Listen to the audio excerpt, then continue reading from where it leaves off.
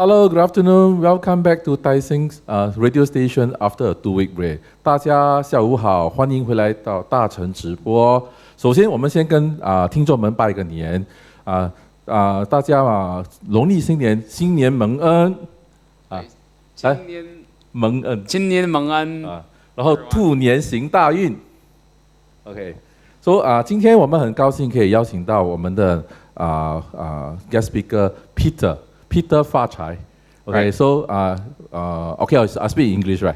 Correct. Yeah. So welcome our guest speaker Peter Fachai, who is going to share with us about these adventures in Mongolia. Okay, we also call it a mission trip, right? But I would say it's an adventure in Mongolia. Right. Okay. Yeah. So maybe Peter, we can start off with your self-introduction to let our audience know more about you. Okay, sure. Let me just keep this one here. Yeah, I keep for you. Okay. All right. So yeah, my name is Peter L. Fatai. So the Fatai in the Gongxi Fatai. Yeah. Good for the Chinese New Year. Right. Very. But in my language, it doesn't really have any meaning. It's just the family surname. I see. Yes. So yeah. I'm from Northeast India, and I've been, since we're talking about Mongolia. Yeah. I've been involved in the student ministry from my undergrad time, and also I think even in the high school time. And so from that time onwards, I've been involved in all these small ministry. And actually, which part of India you are staying? Because to be frank, when I first see you in the church, right, I thought you are from Philippines or some half Chinese. Looking from a look, don't look like India. So if you look at the Indian map, you go up north and then you go to the east. Yes. So northeast India. I see. So we are connected to the mainland India by just a small landmark. Yeah. Yeah, and so we look like a completely different country. I see. And so we are different in look, also in culture, language, and everything else. I see. Yeah, so I'm from the Northeast India, and in the Northeast India, you go down south. Yep. And in Mizoram state. Yes. And again down south. Yep. The most bottom part of the Mizoram, you will see Siaha. Siaha. Okay. Yeah, that's where my town is. I see. Yeah. Okay, maybe a little bit more about family background. How many siblings? So I have 5 siblings, 1 sister and 4 brothers. I see. And most of them are still in India. My 2 younger brothers are in India, and 2 of my elder brother and sister are abroad. Okay. And I'm here. Okay. So yes. How actually what made you come to Singapore? Right. So I wanted to actually get better at leading the Bible study. Actually, that was my main thing. I see. To equip myself in ministry. Since I want to work with the student ministry. So in Mongolia, I realized that many of the questions that my students were asking me were quite difficult to answer. Sometimes. And so I thought coming to the theological studies will help me equip myself better in that. Okay, that's how you came to Singapore for this purpose. So before that, how do you actually thinking or have chosen Mongolia to do your study there, right? Correct? You do your university there, if I understand. So maybe you can elaborate more about this. Yeah. Yeah, it's quite uncommon, even especially in my place, because people like to think of to go for officer's job or medical line and anything like that. And so when I chose to go to Mongolia, it's quite unusual for my people. Yeah. But for me, since childhood, I always wanted to go to places that are quite less unknown, I would say, less known. I mean, and so when I heard about Mongolia the first time, everyone else around me were like, where's Mongolia and all that. And so I was like, wow, I want to adventure into this land that nobody knows, especially in my place. We were quite ignorant at that time, so I decided to try for it, and then that's how I started learning about it, research about it. And that's how I get. And then actually you actually applied for the university there, or? Yeah, so I was finding ways to get there. Okay. And so there are 2 options, and the work visa and studies. And so I thought, okay, if we can get the work visa, then we can also work. I mean, we can also study and work at the same time. But if I get a student visa, I cannot work. And so why not take the other option? And so I took the work visa and I applied for a teaching job. And I got it. And I got accepted by God's grace. And so I applied the visa and I went there. And so my main job was to work. And then I did my master's as well. I see. So what do you teach there? So I taught English. I see. Yeah, to different levels, different group of people. I think I've taught like from like grade 6 to like mother's group, like my father's age group. It's like my age. Like my age. And then also from there to again university student. So I taught like across the board. I see. Yeah, I was there. So it was interesting to see different levels of people and teach them. Okay. So after that, while you are teaching there, so how do you adapt to the culture? You see, from India to Mongolia, it's totally a switch of culture. Right. I think, in a way, surprisingly, actually, my local culture back in India, not the mainland India, but like my tribe, I think it's quite similar actually to Mongolian culture. So it was not a very difficult adjustment for me to make. I see. And so I was able to fit in quite well. And they're quite friendly and communal people as well. Okay, see, I think you went there at the age of 24, right? Correct. Right. And then at that time, you just considered quite young. Then all the way there for a few years in Mongolia. So how's your family respond? They support you, or actually they feel very reluctant to depart with you on this? Right. I think it was my first overseas trip. And of course, my parents, they were quite worried. Yes. And as I said, they have really never heard of Mongolia before. Precisely. And so it's quite difficult for them to do something new, something they have never heard, something they've never done. And so it took a while for them to really accept and let me go. But they still let me go, but then with a hesitation in their heart, they really wish for something else. But then, they also respect my decision, and also they believe that it was God's calling for me to go there. So your primary role, your key role there or key task there is to do your university there, correct? Right. After that, how do you end up in the ministry in this Mongolia? Right. So it's like a tent making. So we call it tent making. So you either study or you teach, you work, and all that thing. Correct. Along with that, you try to do the ministry. And so for me, at first, I thought my teaching and my studying were my mission, to be a good student and to be a good teacher. Yeah, those were my witnessing, I thought. But deep down in my heart, I knew that there was something more that God wanted me to do, but I tried to ignore it. That is like, so I just want to focus on my studies and just do well and teach well, prepare well, and all that. I don't want to engage in any other ministries because it's time consuming and all that. And so I don't want to do that. But at the end of the day, I think the deeper reason why I had that mindset was I think because of my fear in me that I'm not qualified for this ministry. I see. Maybe because of my past, because of my sins. I see. I don't know. So maybe that was actually the deep down root. And so at the end, the church in Mongolia that I was attending kept inviting me to lead person worship and to be in the leadership. But I kept rejecting them until I realized that I think it's because of my fear in me that I'm rejecting this, and so I decided to step up and take. And that's how I started involving in the ministry. I see. Yeah. So how many years you stay in Mongolia to complete your U and also your ministry? The university was supposed to be 2 years. Okay. Yeah, but I ended up staying there 3.5. What happened? So what happened then?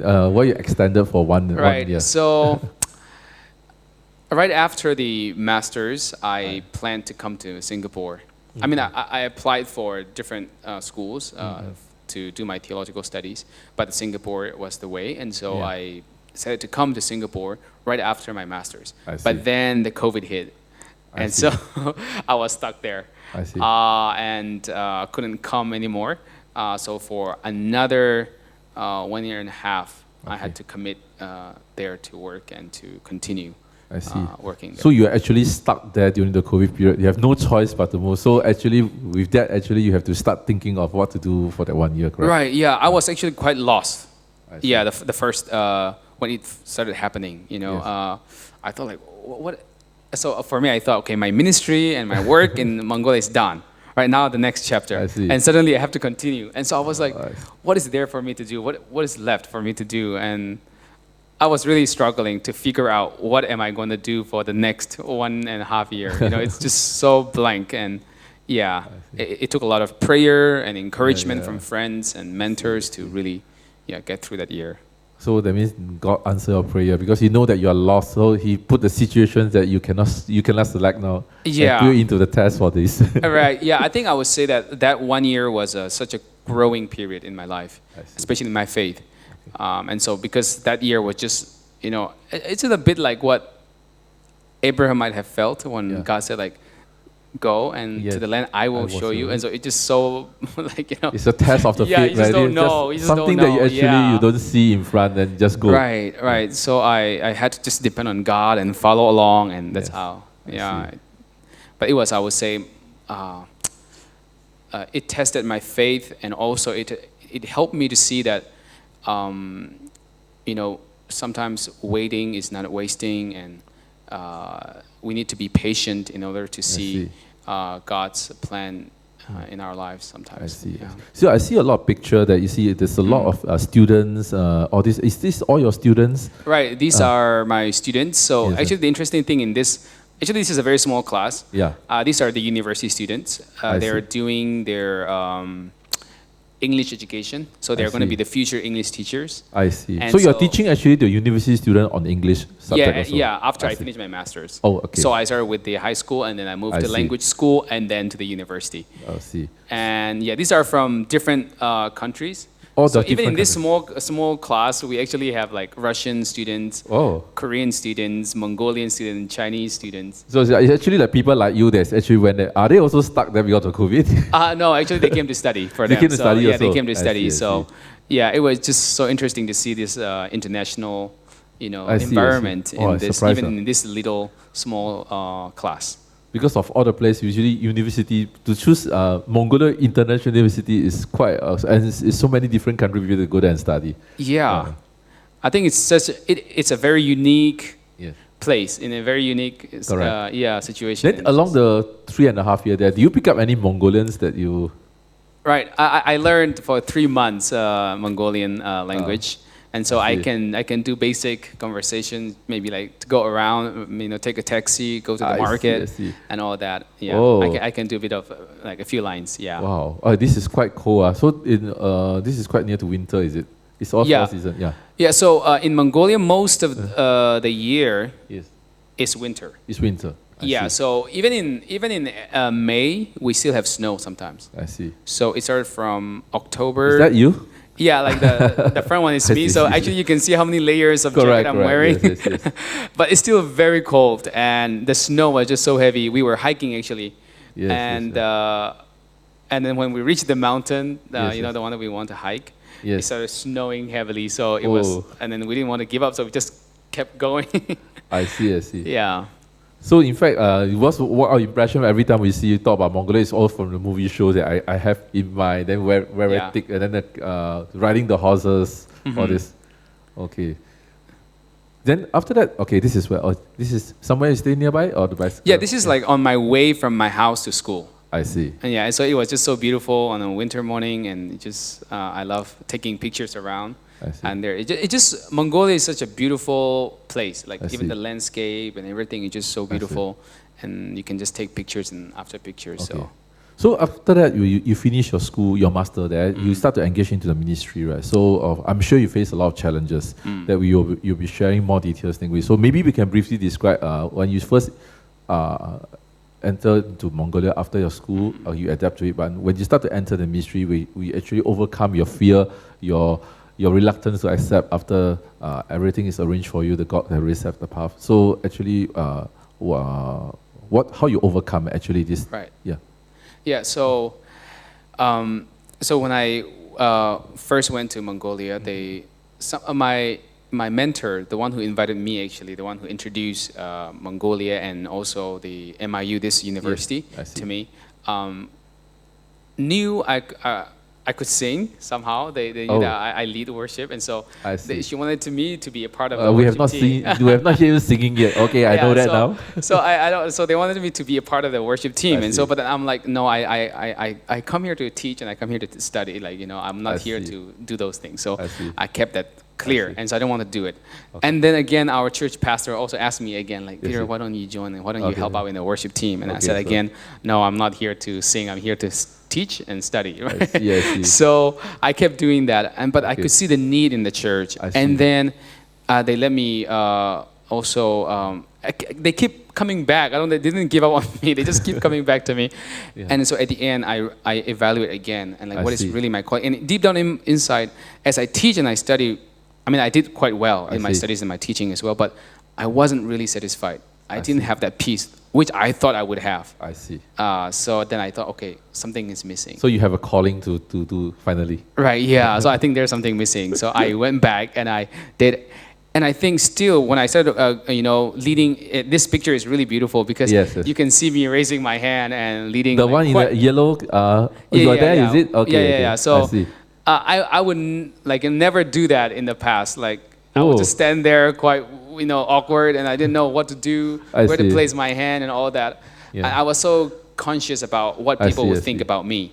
But then I got a breakthrough, where one day I was just worshiping God, and then I see my friend who is, it's going to be a little bit, I'll just share briefly. So I have a friend who lost his mom. I see. But he was in Mongolia. He's from China, so he couldn't go back home.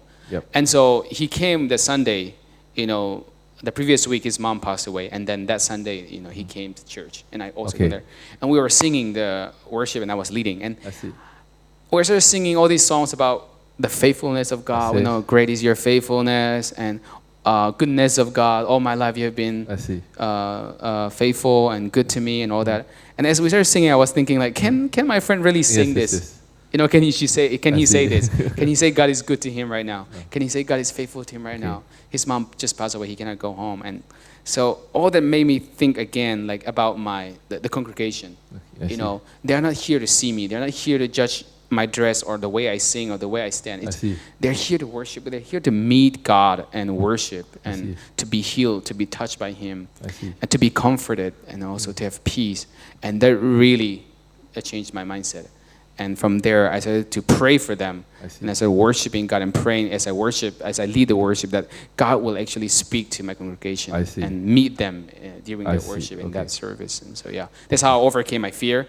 And I started enjoying that worship, praise and worship. That's a starting point. Okay, so we're almost coming to the end for today's session. So if you want to know more about Peter's life in Mongolia and all the opportunities and challenges he has faced through the faith of God, so please stay tuned next week, and Peter will share in more details about his servings in this Mongolian ministry. Correct. So stay tuned, and we'll see you again next week, same time, 1:30 p.m. Tai Seng Radio Station. See you again. Bye-bye. See you. Bye. Bye.